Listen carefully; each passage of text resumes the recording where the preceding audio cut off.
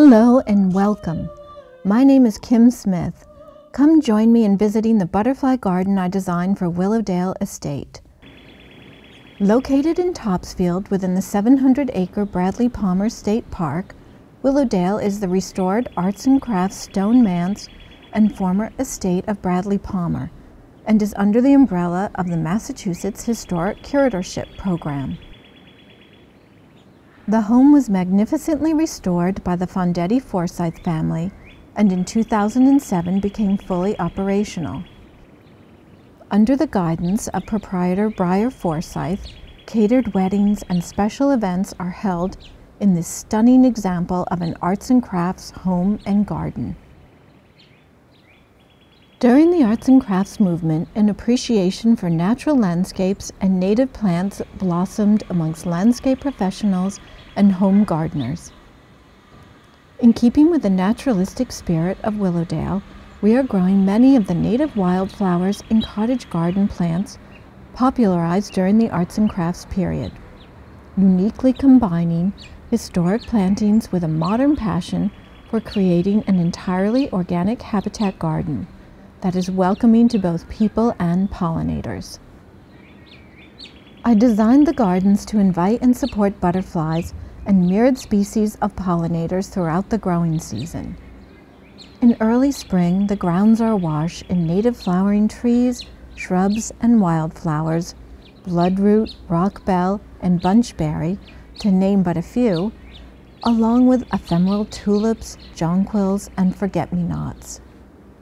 Even the front autocourt is planted with nectar-rich flora attractive to Lepidoptera, the ruby-throated hummingbird, and native pollinating bees.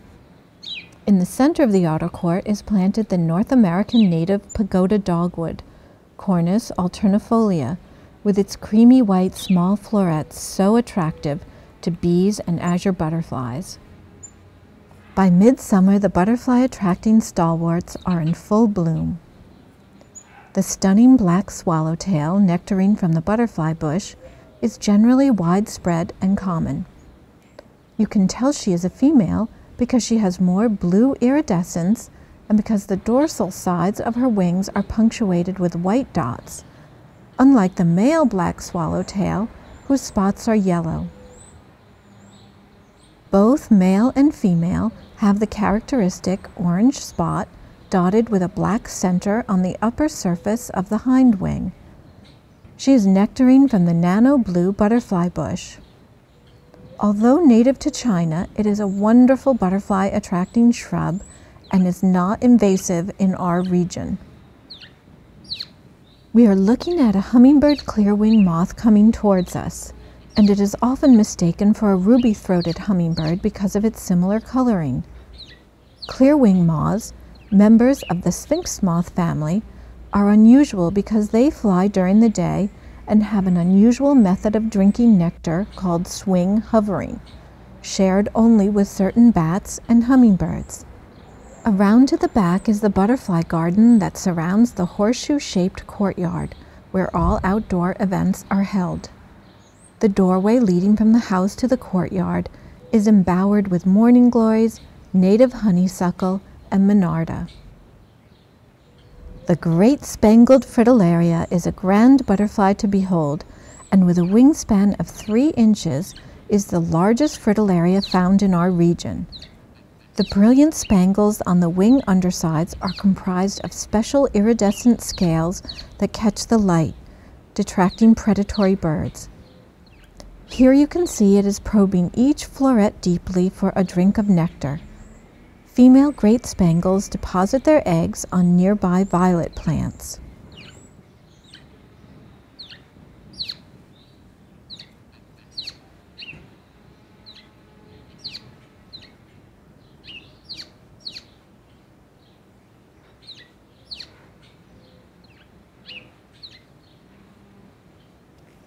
Monarda didyma, commonly called bee balm, is a member of the mint family and blooms in shades of pale pink to ruby red, and is highly attractive to bees, Lepidoptera, and hummingbirds. The snowberry clearwing moth, often mistaken for a bumblebee because of its similar coloring, takes its name from the lovely snowberry bush with charming popcorn-like fruits. The foliage of the snowberry bush is just one of the caterpillar's food plants. Wandflower, or whirling butterflies, Gora lindheimeri, is another favorite flowering plant for members of the sphinx moth family. Coneflower, Asclepias incarnata, ice ballet, and salvia make a wonderful bee and butterfly attracting trio.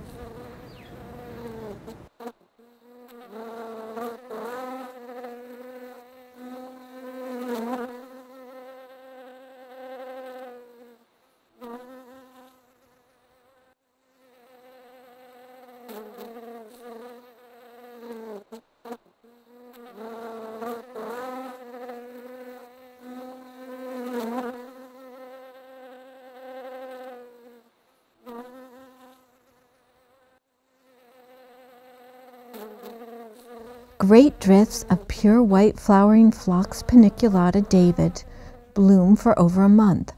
The butterflies and clear-wing moths drink nectar from the individual florets of the big blousy blossoms.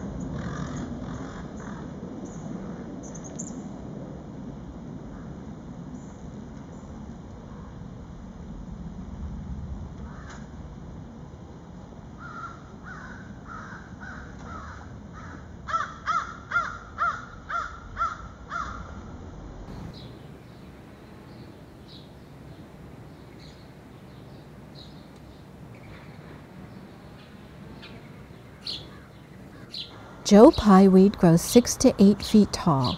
We planted it on the sunny side of the courtyard, adjacent to the zinnia patch, and it is a bee, butterfly, and hummingbird magnet.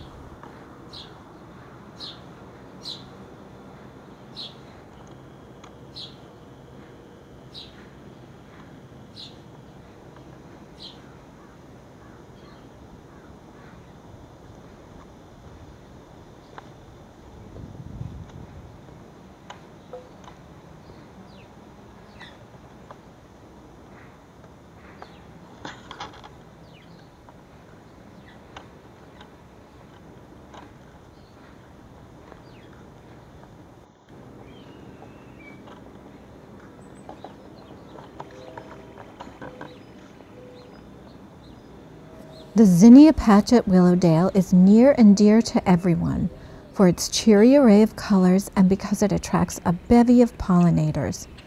The yellow sulfur butterfly and the spicebush swallowtail, and the monarch butterfly, to name but a few.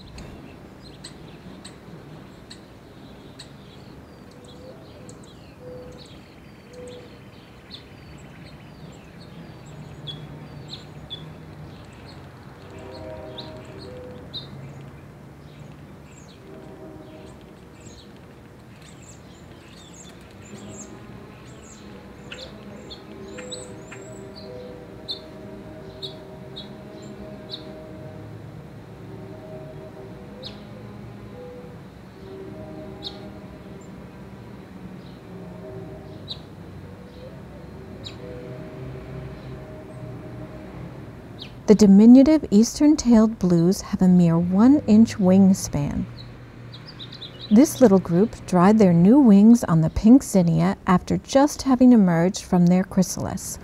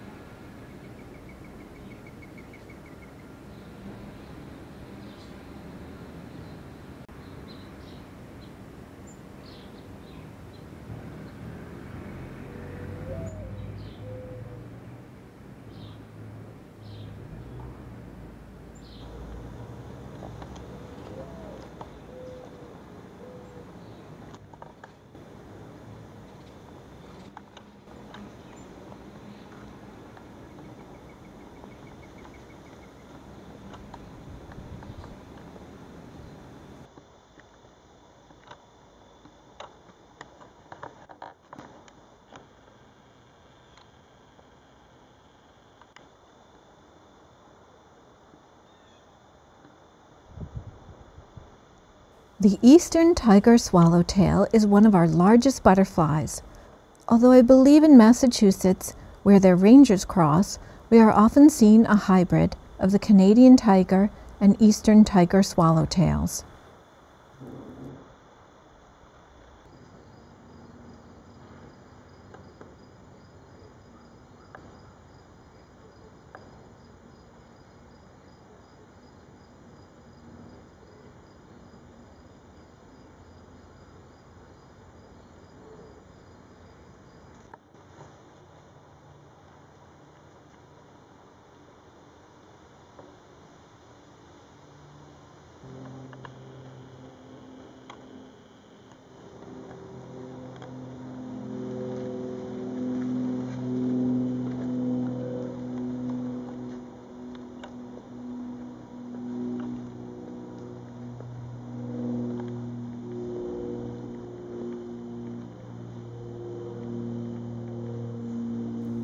The spicebush swallowtail is nectaring at Penstemon, and it takes its name from the wonderfully fragrant spicebush shrub.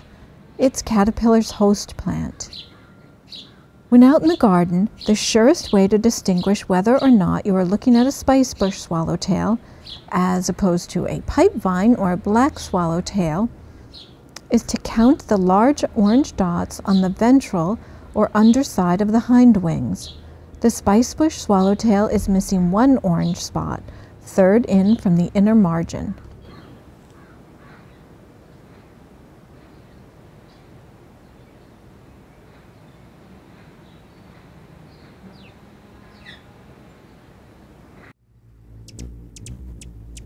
A hummingbird's diet is comprised of nectar and insects.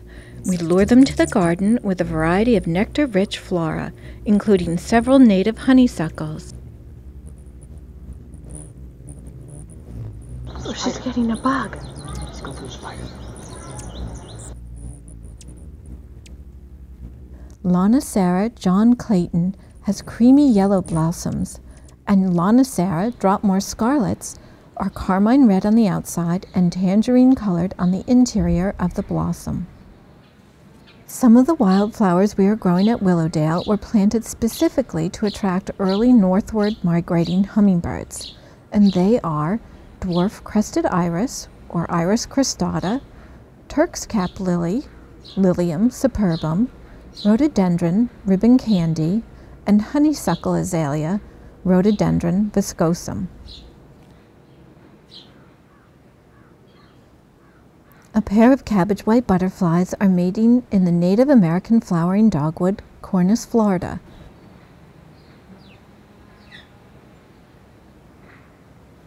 The red-spotted purple is nectaring from native meadowsweet, Spirea latifolia, and here it is nectaring at Asclepias incarnata, or marsh milkweed.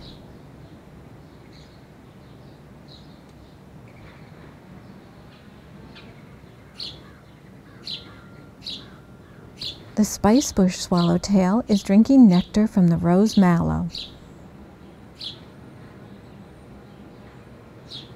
All the darker butterflies we have been looking at have evolved to mimic the highly toxic pipevine swallowtail, which is nectaring at phlox. Coneflower and crimson-eyed rose mallow. Rose mallow was a very popular planting during the arts and crafts period.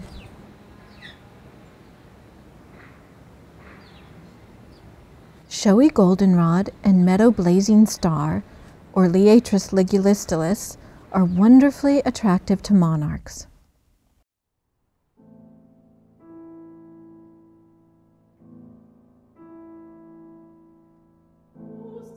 Monarch caterpillars attach to the ribs of common milkweed, Asclepias syriaca, and then the perfectly formed chrysalis.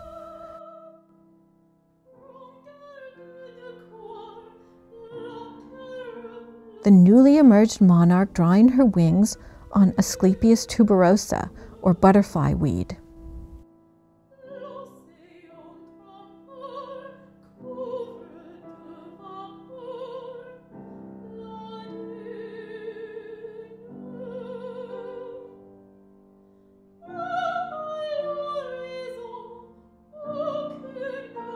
Rudbeckia autumn sun mixed with coneflowers and verbena,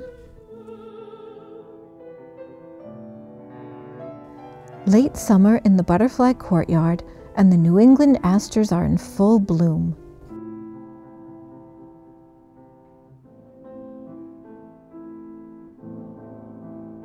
Joe pieweed, New England asters, and goldenrod were planted extensively in American arts and crafts gardens.